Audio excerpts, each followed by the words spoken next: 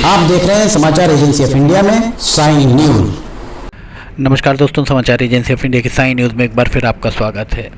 मध्य प्रदेश के मुख्यमंत्री डॉक्टर मोहन यादव की अध्यक्षता में मंत्रिपरिषद की बैठक हुई। मंत्रिपरिषद की बैठक में अनेक निर्णय लिए गए और इस बैठक के पहले वंदे मातरम से इसकी शुरुआत हुई। मुख्यमंत्री डॉक्टर मोहन यादव की अध्यक्षता में मध्य प्रदेश स्थानीय प्राधिकरण निर्वाचन अपराध अधिनियम 1964 अद्यतन 2014 में संशोधन किया गया। CSR निधियों के उपयोग से वृक्षारोपण की नीति में संशोधन किया गया। अन्य राज्यों में संचालित सैनिक स्कूलों में अध्ययनरत मध्य प्रदेश राज्य के मूल निवासी छात्र छात्राओं को छात्रवृत्ति दिए जाने का निर्णय लिया गया। रेल परियोजनाओं से संबंधित मध्य प्रदेश कार्य आवंटन नियम में संशोधन का निर्णय लिया गया। मध्य प्रदेश नगरपालिका संशोधन विधेयक 2024, मध्य प्रदेश सुधार सेवाएं एवं बंदीगृह विधेयक 2024 को विधानसभा में पुनर्स्थापित कर पारित करने का निर्णय लिया गया। भारतीय खेल प्राधिकरण को ग्राम गौरा की भूमि आवंटन के निर्णय के साथ अनेक निर्णय लिए गए। मुख्यमंत्री क्या कह रहे हैं, हम आपको सुनाते हैं। भारी कष्ट का दौर था और ये वो टर्निंग पॉइंट भी था जिसके कारण से भारत का अपना लोकतंत्र बचा भी सही, क्योंकि मरने वाले उसके आपातकाल में खास करके संविधान को बचाने वाली बड़ी संख्या थी, जिसने अपनी पार्टी का खुद का बलिदान दे दिया। जनसंघ ने अपना नाम खोया और जनसंघ के समान और दलों को जोड़ा और जोड़ने के बाद उसकी कठिनाइयों के खिलाफ लगातार जेलें इतनी भरी कि जेल में जगह नहीं मिली, सारे कष्ट अपने पे सहन करते हुए। और राजनीतिक दल के अलावा भी वो ऐसा दौर था जिसमें कई सारे विचार अलग अलग प्रकार के प्रतिभा संपन्न लोग जिनका राजनीति से कोई लेना देना नहीं, लेकिन ऐसे लोगों को भी टारगेट कर करके लोकतंत्र जिसके कारण जिंदा रहता वो सारे के सारे समाचार पत्रों पे ताले डाले, अच्छे प्रतिभा संपन्न लोगों के साथ अन्याय करा। ये मैं समझ सकता हूँ कि आज के इस अवसर पर हम सब उस कष्ट को याद करें तो आज भी सिहरन आ जाती। सबसे बड़ा लोकतंत्र मजबूत हुआ। आज जो संविधान के हाथ में लेकर दुहाई दे रहे हैं, ये वही सारे जिम्मेदार लोगों को माफी मांगना चाहिए, आज तक माफी भी नहीं मांगी। ये काला पक्ष उनका हुआ है आज वो। और जब से आजादी के बाद से संविधान के अंदर इन सारी चीजों का खास करके लोकतंत्र का मजाक बनाते हुए आज तक परिवार तंत्र को लेकर चलने को तैयार। और बात लोकतंत्र और संविधान की बात है।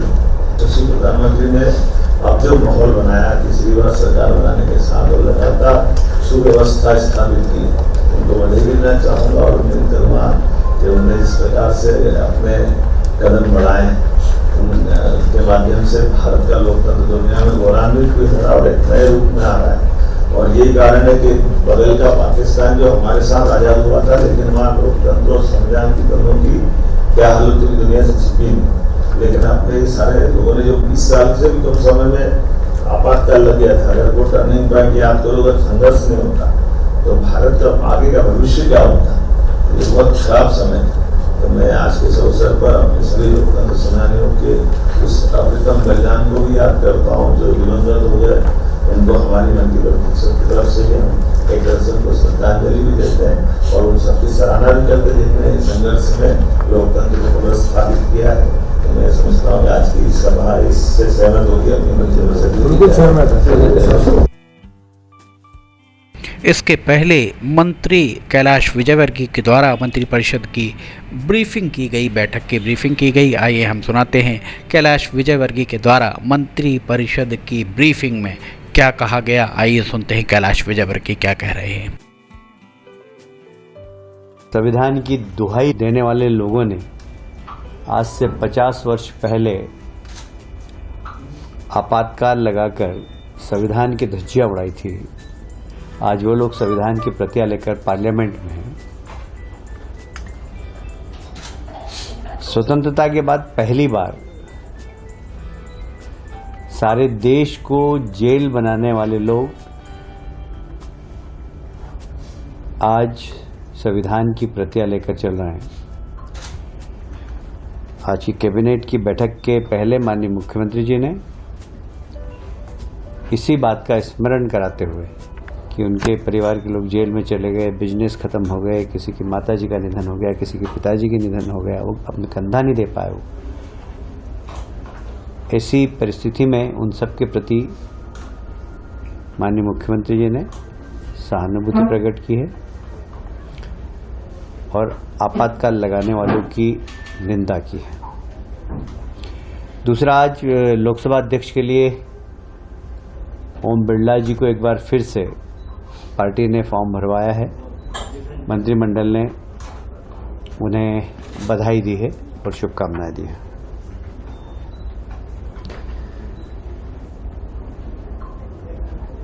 जेल सुधार गृह है वो, उसमें और कैसे सुविधाएं बढ़ाई जाए और वहाँ रहने वाले बंदियों को रोजगार से जोड़ा जाए, स्किल डेवलपमेंट किया जाए, इस दिशा में सरकार अतिशीघ्र विधानसभा में एक बिल लाएगी। एक बहुत ही महत्वपूर्ण निर्णय हुआ है जिसमें हमारे एग्रीकल्चर से पास आउट नौजवानों को रोजगार भी मिलेगा। जो प्रधानमंत्री जी का सपना है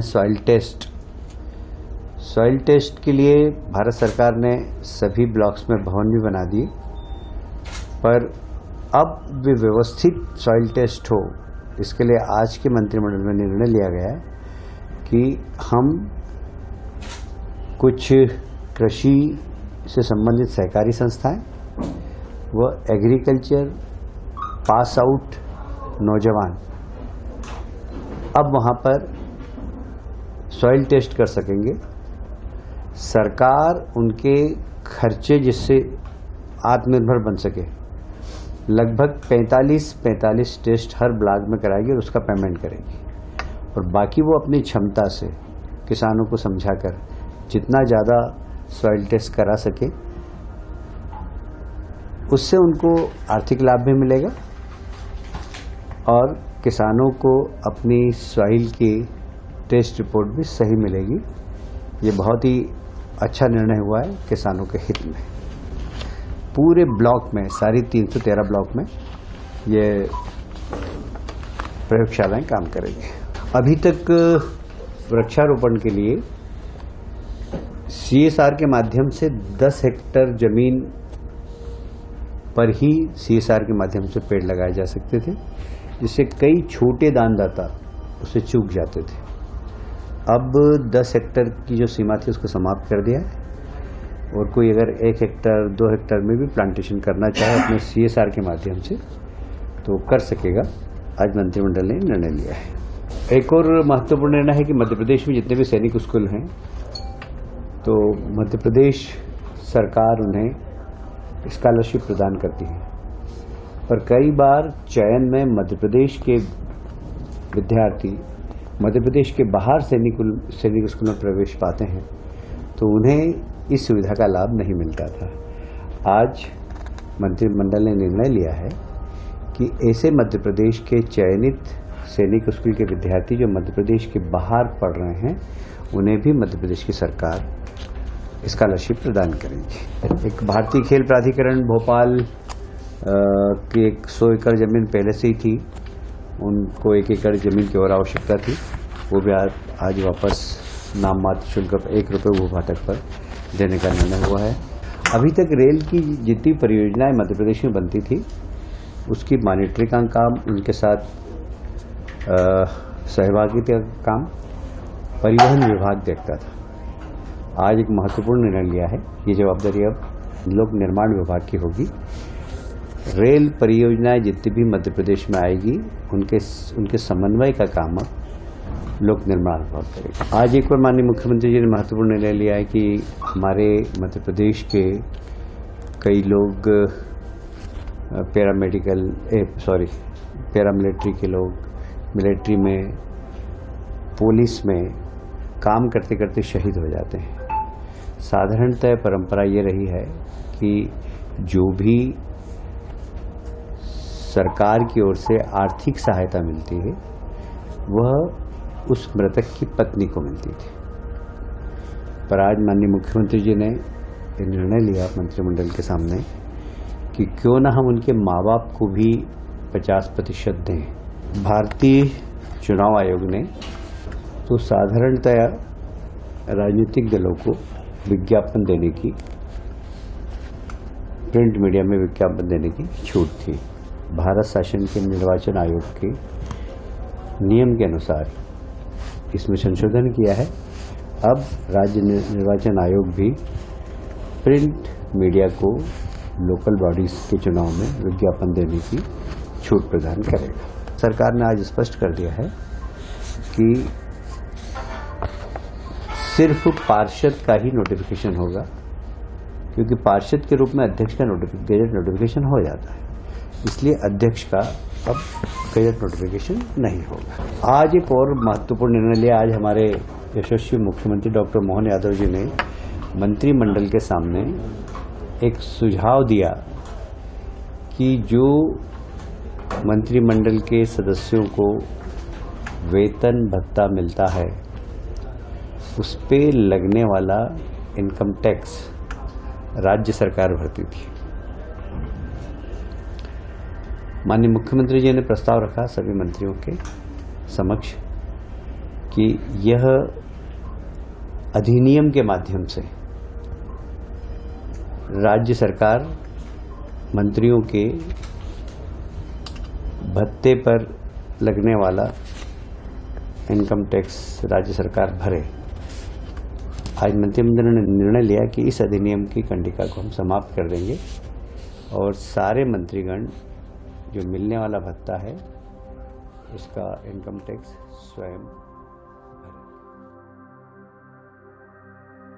समाचार एजेंसी ऑफ इंडिया की साई न्यूज़ के लिए भोपाल ब्यूरो से नंदकिशोर की रिपोर्ट। उप मुख्यमंत्री एवं स्वास्थ्य मंत्री राजेंद्र शुक्ला के द्वारा मंत्रालय में नर्सिंग कोर्स वर्ष 2019-20 से वर्ष 22-23 के विद्यार्थियों की परीक्षाओं के संचालन कैलेंडर की वृहद समीक्षा की गई। इस दौरान उनके द्वारा कहा गया कि सरकार छात्रों के भविष्य के प्रति संवेदनशील है। उन्होंने निर्देश दिए कि छात्रों के हितों को ध्यान में रखते हुए शीघ्र परीक्षाओं का आयोजन कर परिणाम जारी किए जाएं।